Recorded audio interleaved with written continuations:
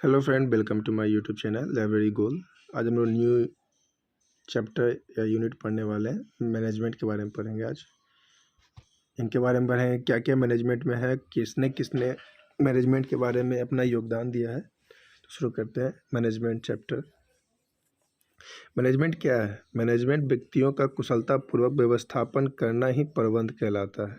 Management कहलाता है व्यक्तियों द्वारा किसी भी कार्य को सही ढंग से या किसी भी चीज़ पुस्तक को सही ढंग से लाइब्रेरी में सरियाना, अन्य प्रकार का कार्यों को सही व्यवस्था में रखना मैनेजमेंट कहलाता है। साइंटिफिक मैनेजमेंट का सर्वप्रथम प्रयोग, ये देखिए याद रखेगा ये लाइन, प्रयोग सर्वप्रथम प्रयोग किसका? साइंटिफिक मैनेजमेंट का किसने किया था? लुइस ब्रांडी ने किया था 1910 में। कब किया था? 1910 में किया था। याद रखिएगा क्योंकि कन्फ्यूजन क्वेश्चन है। साइंटिफिक मैनेजमेंट का जनक किसी और को माना जाता है, परंतु साइंटिफिक मैनेजमेंट का सर्वप्रथम प्रयोग किसने किया था? तो लुइस ब्रांडिस ने किया था। अब पढ़ते हैं F.W. टेलर के बारे में। F.W. टेलर साहब ने क्या क्या योगदान दिया, क्या क्या प्रतिपादन किया। तो साइंटिफिक मैनेजमेंट का जनक, साइंटिफिक मैनेजमेंट का प्रमुख जनक किसे माना जाता है? तो टेलर साहब को, F.W. टेलर को।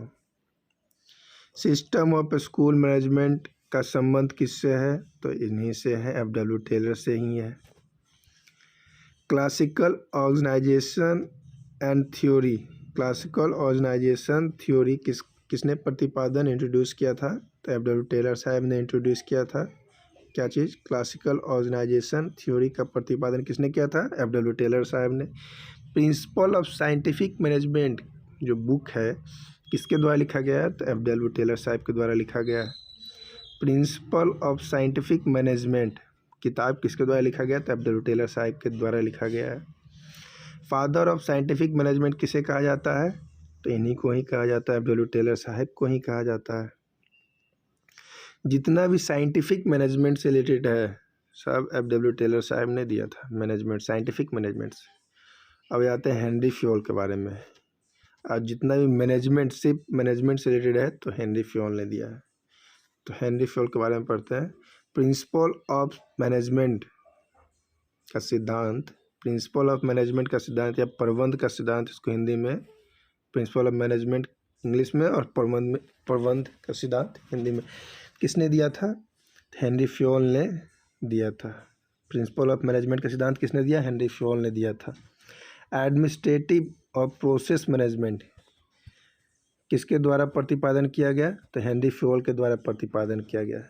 ये इंपॉर्टेंट लाइन है, पूछा गया, सारा लाइन पूछा गया है। किसके द्वारा दिया गया? एडमिनिस्ट्रेटिव और प्रोसेस मैनेजमेंट किसके द्वारा दिया गया? हेनरी फ्योल के द्वारा। क्लासिकल प्रिंसिपल ऑफ मैनेजमेंट का प्रतिपादन introduce by Henry Fayol. Classical principle of management का प्रतिपादन किसने किया था? हेनरी फ्योल ने किया था। जनरल एंड इंडस्ट्रियल मैनेजमेंट किसके द्वारा किया गया? हेनरी फ्योल के द्वारा किया गया। कब किया गया? 1916 में इन्होंने 14, सॉरी यहाँ लिखा हुआ, हेनरी फ्योल ने 1916 में 14 प्रबंध का सिद्धांत दिया था। अब 14 प्रबंध का सिद्धांत क्या क्या है हम लोग नेक्स्ट वीडियो में पढ़ेंगे। क्लासिकल आइडियोलॉजी का संबंध किससे है? तो हेनरी फ्योल से ही संबंध है। क्लासिकल आइडियोलॉजी का संबंध किससे? हेनरी फ्योल से संबंध है। ह्यूमन रिलेशन एट वर्क, यह पुस्तक या किसके द्वारा लिखा गया? इस तरह क्वेश्चन पूछेगा। ह्यूमन रिलेशन एट वर्क किसके द्वारा लिखा गया? तो केल्थ देव द्वारा लिखा गया था। ध्यान दीजिएगा, ह्यूमन रिलेशन एट वर्क किसके द्वारा लिखा गया? केल्थ देव द्वारा लिखा गया। ब्यूरोक्रेटिक मॉडल का प्रतिपादन या इंट्रोड्यूस किसके द्वारा किया गया? तो मैक्स वेबर द्वारा किया गया। ब्यूरोक्रेटिक मॉडल किसके द्वारा प्रतिपादन किया गया? तो मैक्स वेबर के द्वारा प्रतिपादन किया गया। ये देखिए क्वेश्चन इस बार भी पूछा था KVS में। ASK का रिलेशनशिप किससे है या संबंध किससे है? तो मैनेजमेंट से है। और ASK फुल फॉर्म क्या होता है? Approach skill knowledge. Approach, skill, knowledge. A for approach, S for skill, के फॉर नॉलेज। ये थॉट है, ये से पूछेगा कि ये थॉट किससे संबंधित है, तो याद रखिएगा। प्रबंध का अर्थ पूर्वानुमान लगाना, नियोजन करना, संगठन की व्यवस्था करना, निर्देश देना, नियंत्रण करना है। किससे संबंध है, तो मैनेजमेंट से संबंध है। या फिर पढ़ लेते हैं। प्रबंध का अर्थ पूर्वानुमान लगाना एवं नियोजन करना, संगठन की व्यवस्था करना, निर्देश देना, नियंत्रण करना है। किससे संबंध है, मैनेजमेंट से संबंध है। अब देखते हैं, बहुत इंपॉर्टेंट क्वेश्चन है, इससे तो हमेशा एक नंबर क्वेश्चन पूछता है। पोस्ट क्रॉप, इसका इंपॉर्टेंट क्या है, जिसमें दो ही चीज इंपॉर्टेंट है। या इसका फुल फॉर्म याद कर लीजिए और इसका परिसूत्र किसने दिया था, बस। तो फुल फॉर्म क्या क्या है इसका, P for planning, O for organizing, S for staffing, D for directing, C O से क्या है, coordinating, R for reporting, B for budget, मतलब बजट। देखते हैं फिर से। P for planning, O for organizing या आयोजन करना, S for staffing, D for directing, C for coordinating. ये गलत है आपका, इसको मत देखिएगा, गलती से टाइपिंग हो गया। R for reporting, B for budget. ये पोस्ट क्रॉप का सूत्र है। ये इसका सूत्र नहीं पूछेगा, डायरेक्ट पूछ देगा CO का फुल फॉर्म क्या होता है, फिर R का पूछ देगा। R पोस्ट क्रॉप में R का मतलब क्या होता है, B का मतलब क्या होता है, तो P का मतलब प्लानिंग होता है, O का ऑर्गेनाइजिंग होता है, S का स्टाफिंग होता है, D का डायरेक्टिंग होता है, CO का कोऑर्डिनेटिंग होता है, R का रिपोर्टिंग, B से बजट। याद रखिएगा, यही इंपॉर्टेंट है इसमें। और पोस्ट क्रॉप परिसूत्र का प्रतिपादन किसने किया था, लूथर गुलिक ने किया था। कब किया था, 1937 में। किसने किया था, लूथर गुलिक ने 1937 में। ये इस बार का KVS का कोई क्वेश्चन पूछा गया है कि पोस्ट क्रॉप किसके द्वारा प्रतिपादन किया, ये इंट्रोड्यूस किसके द्वारा दिया गया, तो लूथर गुलिक के द्वारा दिया गया। अब पढ़ते हैं, प्रबंध का कितना स्तर है, तो प्रबंध का 3 स्तर है। कौन कौन, उसको देख लेते हैं। इससे क्वेश्चन आपको इस टाइप से पूछेगा कि प्रबंध संगठन के कल्याण और अस्तित्व को जानने के लिए कौन सा मैनेजमेंट जाना जाता है। आपको ऑप्शन में तीनों दिया रहेगा, टॉप, मिडिल, ऑर्गेनाइजेशन या मैनेजमेंट। तो याद रखिएगा, संगठन के कल्याण और अस्तित्व टॉप मैनेजमेंट के लिए, कल्याण और अस्तित्व टॉप मैनेजमेंट के लिए जाना जाता है। टॉप मैनेजमेंट के लिए जाना जाता है कौन, कल्याण और अस्तित्व। मिडिल मैनेजमेंट किस लिए जाना जाता है, देखते हैं। मिडिल मैनेजमेंट किस लिए जाना जाता है, योजनाओं और रणनीतियों को लागू नियंत्रण करने के लिए जाना जाता है। क्या क्या के लिए जाना जाता है, योजनाओं और रणनीतियों, योजना बनाओ, रणनीति को लागू करो और उस पर नियंत्रण करो। किसका संबंध है, ये तीनों किससे संबंध है, तो मिडिल मैनेजमेंट से संबंध है। बस यही क्वेश्चन पूछता है, ज़्यादा डीपली नहीं चाहिए, जो क्वेश्चन पूछता है बस उसी को जानना चाहिए। ऑपरेशनल मैनेजमेंट, क्या क्या होता है, ऑपरेशनल मैनेजमेंट क्या क्या पूछता है, निरीक्षण और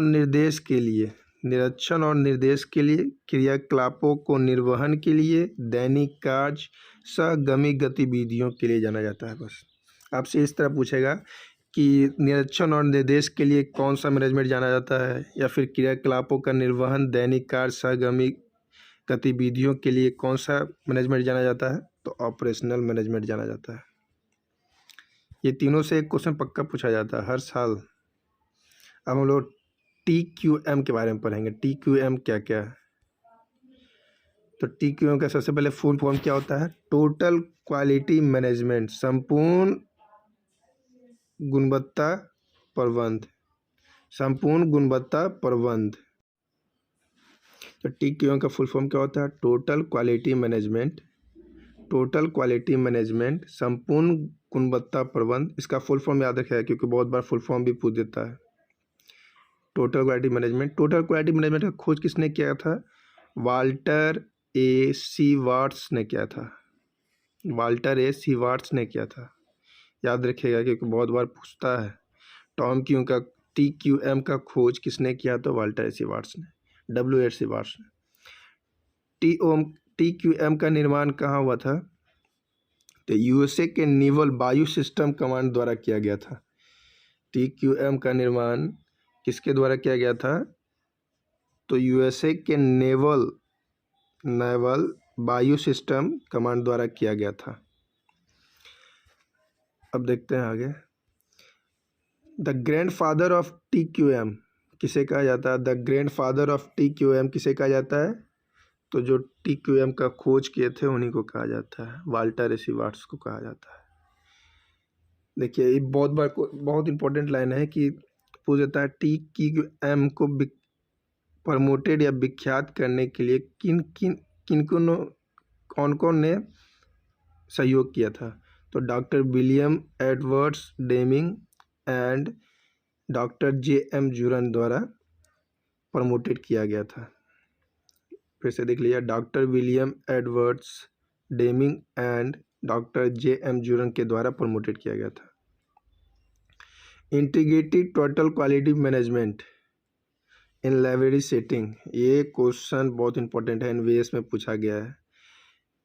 integrating of total quality management in a library setting किसके द्वारा लिखा गया है? सुसैन जोरो के द्वारा, याद रखिएगा। TQM का संबंध किससे है? तो मैनेजमेंट से है। ये DSSP का क्वेश्चन है बैक ईयर। TQM का संबंध किससे है? MBO का संबंध किससे है? MBR का संबंध किससे है? तो सारा मैनेजमेंट से संबंध है, याद रखिएगा। TQM का संबंध किससे है? TQM प्लस आपका MBO को ही MBR कहा जाता है। ये तीनों किससे रिलेशन है? तो रिलेटेड है, तो मैनेजमेंट से। हिस्टोग्राम किसके द्वारा वर्णित किया गया था? तो कार्ल पीरिसन के द्वारा वर्णित किया गया था। हिस्टोग्राम किसके द्वारा वर्णित किया गया था? तो कार्ल पीरिसन के द्वारा वर्णित किया गया था। कॉजेड एंड इफेक्टेड डायग्राम को और किस नाम से जाना जाता है? ये बहुत इंपॉर्टेंट लाइन है। कॉज एंड इफेक्टेड डायग्राम को और किस नाम से जाना जाता है? तो फिशबोन डायग्राम के नाम से जाना जाता है। Cause and effected diagram is also know as fishbone diagram. TQM का विकास किसने किया था? इसको और ऊंचाई पर किसने पहुंचाया था? सुसैन जोरो और बामर्ड ने किया था। TQM का विकास किसने किया था? सुसैन जोरो और बामर्ड ने किया था। अब आते हैं MBO के बारे में। MBO का फुल फॉर्म क्या होता है? इसका क्या क्या किसने इसको प्रतिपादन किया, तो देख लेते हैं। MBO का फुल फॉर्म क्या होता है? Management by object. Full form याद रखिएगा, एकदम याद रखिएगा इसका, क्योंकि पूछा गया सारा लाइन पूछा गया है कहीं ना किसी ना एग्जाम से। मैनेजमेंट बाय ऑब्जेक्ट प्रतिपादन किसने किया? पीटर डकर ने किया 1954 में। इन्होंने एक पुस्तक लिखी थी, आगे देखेंगे। पीटर डकर ने अपनी पुस्तक में MBO का जिक्र किया था। इनके द्वारा कौन सा पुस्तक लिखा गया था? The practice of management. Peter Drucker द्वारा कौन सा पुस्तक लिखा गया? The practice of management. Peter Drucker द्वारा लिखा गया पुस्तक का नाम द प्रैक्टिस ऑफ मैनेजमेंट, और इसी पुस्तक में MBO का जिक्र किए थे। MBO is also know as MBR। आपको MBO ना दे के MBR भी दे सकता है, क्योंकि ध्यान रखिएगा MBR का फुल फॉर्म क्या होता है? Management by results. Management by results. MBO is also know as management by result से भी जाना जाता है। Thank you friend, please like, subscribe and share my channel.